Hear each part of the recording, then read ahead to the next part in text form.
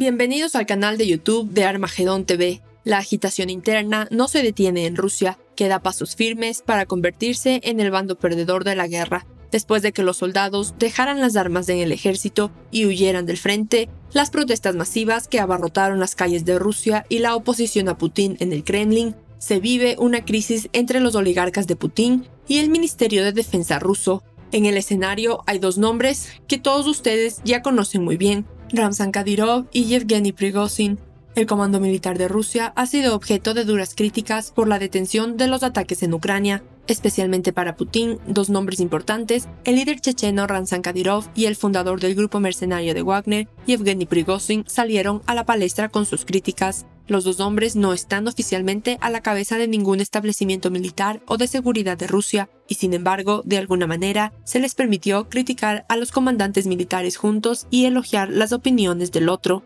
La guerra de Rusia en Ucrania ha arruinado la imagen de su ejército como una unidad eficiente y bien administrada, desde que no cumplió la promesa de la televisión estatal de la que Kiev sería capturada en 3 días hasta su retirada de la mayor parte del territorio ucraniano. Se ha afirmado que el recién nombrado general Sergei Surovikin, el nuevo jefe de las tropas rusas en Ucrania, hasta ahora solo ha tenido éxito en la voladura de centrales eléctricas ucranianas, pero el hecho de que Kadyrov y Prigozhin no fueran silenciados, por lo que de otro modo sería visto como una muestra inaudita de infidelidad, muestra que Vladimir Putin tomó en consideración sus ideas. El destino del coronel general Alexander Lapin es un ejemplo de esto. Según informes generalizados, Lapin, uno de los principales comandantes rusos en Ucrania, fue despedido por Putin a fines de octubre. Ramzan Kadyrov había identificado a Lapin como incompetente solo 2 días antes de su destitución y lo culpó de las derrotas recientes, incluida la recuperación de la ciudad oriental de Lyman por parte de las fuerzas ucranianas a principios de octubre. El líder checheno dijo en redes sociales que el general Lapin debería ser degradado y enviado al frente como soldado raso y lavar su vergüenza con sangre. Los medios de comunicación en Rusia están estrictamente controlados, por lo tanto, no sorprende que los 3 principales canales de televisión restaran importancia específicamente a la abstinencia de Lyman en sus boletines vespertinos y los ignoraran por completo en sus boletines matutinos. Pero las plataformas para compartir videos como YouTube y el canal de redes sociales Telegram se han vuelto más populares con Rusia, prohibiendo plataformas como Facebook, Instagram y Twitter, y las críticas al comando ruso se pueden encontrar aquí. El diputado y general retirado Andrei Gurulyov, quien participó en el programa de Vladimir Solovyov, uno de los propagandistas del Kremlin, en su canal de YouTube, dijo que no podía explicar la retirada de Lyman. Yevgeny Prigozhin también se sumó a las críticas sobre Lapin, recorrió las prisiones de Rusia y reclutó a los convictos para luchar en Ucrania. Tal influencia no habría sido posible sin el permiso del más alto nivel. Incluso llegó a elogiar al presidente ucraniano Volodymyr Zelensky como un hombre duro, confiado, pragmático y amable. Yevgeny Prigozhin saltó a la fama por primera vez como cocinero de Putin, mientras atendía eventos oficiales en el Kremlin. Se dice que un hombre de negocios de San Petersburgo, la segunda ciudad más grande de Rusia, conoció a Vladimir Putin en la década de 1990, cuando trabajaba en la oficina del alcalde y frecuentaba su restaurante popular entre los funcionarios locales. Para la década de 2010, varias investigaciones periodísticas lo vincularon con una supuesta fábrica de trolls en San Petersburgo. El papel informado de la fábrica es una unidad de desinformación cuya misión es desacreditar a la oposición política rusa en línea y retratar al Kremlin bajo una luz positiva. En 2016, la fábrica de trolls fue parte del intento de Rusia de inferir en las elecciones presidenciales de Estados Unidos. Según una investigación realizada por el entonces asesor especial de Estados Unidos, Robert Mueller, Prigozhin negó cualquier vínculo con la fábrica de trolls, pero interferimos y seguiremos interfiriendo en las elecciones estadounidenses, dijo Prigozhin,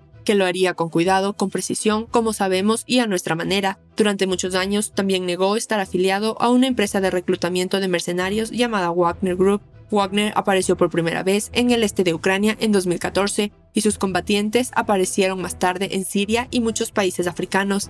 Recientemente finalmente admitió que estaba detrás de Wagner, quien demostró ser una de las tropas rusas más efectivas en la guerra de Ucrania. También tiene una disputa en curso con el gobernador de San Petersburgo, Alexander Beglov, durante años. Tanto es así que Prigozhin llegó a acusar a Beglov de ayudar al ejército ucraniano. Pocos aliados de Putin le son tan ferozmente leales como el presidente checheno Ramzan Kadyrov, a quien el líder ruso eligió para gobernar la República Autónoma en la región del Cáucaso del Norte en 2007. En la década de 1990, Chechenia luchó por la independencia bajo Kadyrov. Todos los intentos de independencia de Chechenia se estancaron, mientras que los derechos humanos se deterioraron y sus milicias privadas, Kadyrovtsi, fueron acusadas de abusos generalizados contra los derechos humanos. Kadyrov ha sido un partidario vocal de la invasión rusa de Ucrania desde el principio.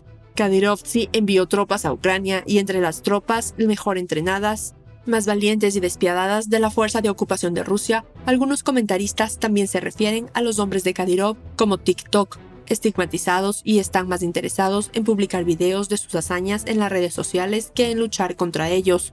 Los activistas de derechos humanos dicen que una proporción significativa de soldados chechenos fueron reclutados en contra de su voluntad después de que sus familias fueran amenazadas con chantaje o violencia física. El líder checheno fue ascendido recientemente de general de brigada a coronel, una señal de que el Kremlin aprecia su lealtad. Kadyrov y Prigozhin, que nunca antes fueron considerados aliados, parecen ser cada vez más compatibles últimamente. El líder checheno describió al empresario de San Petersburgo como un guerrero nato y a los mercenarios de Wagner como intrépidos patriotas de Rusia. Prigozhin respondió al cumplido de Kadyrov: Ramzan, estás en llamas. Ambos nombres son críticos con el establecimiento militar representado por el ministro de Defensa ruso Sergei Shoigu, su adjunto y jefe de gabinete, el general Valery Gerasimov. En medio de la atmósfera de nombrar y culpar a los responsables de los fracasos en Ucrania, esta podría ser su oportunidad de ganar más influencia en la cima. Los comentaristas creen que ni el líder checheno ni el jefe de Wagner tienen suficiente peso individualmente, no son muy populares entre la élite política oficial y son vistos como extranjeros, pero si unen fuerzas podrían desafiar a aquellos en el círculo íntimo del presidente Putin a medida que surgen grietas. El analista político ruso Abbas Galiamov dice que Kadyrov y Prigozhin están actuando de manera bastante inusual para un país en guerra. Parece que el sistema vertical de autoridad federal que estableció el presidente Putin no funciona donde más se necesita, dentro de las Fuerzas Armadas, dijo Galiamov. Describe una atmósfera de anarquía donde los comandantes de diferentes unidades militares discuten entre sí en lugar de luchar como un equipo. Los expertos del Instituto de Estudios de Guerra con sede en Estados Unidos creen que hay dos grandes facciones en el círculo íntimo del presidente Putin: aquellos que están a favor de detener la guerra y continuarla para salvar a los activos congelados por las sanciones occidentales. Kadyrov y Prigozhin quieren abiertamente que la guerra continúe porque ambos se benefician de ella. Ese puede ser el mensaje que el líder ruso está más ansioso por escuchar y puede optar por mantenerlos más cerca. Pero existe el peligro para Putin de que estos dos nombres no lo traicionen en el futuro. Ninguno de nosotros puede saber el futuro, pero de las declaraciones de estos dos hombres se desprende que ninguno de los dos quiere quedarse en sus puestos actuales, y si continúan los fracasos del ejército ruso en Ucrania, podemos ver uno de estos nombres en la sede del Ministerio de Defensa ruso. Para ir más allá, cuando vemos uno de estos dos nombres en la sede del Ministerio de Defensa ruso, podemos ver al otro en la sede de Putin.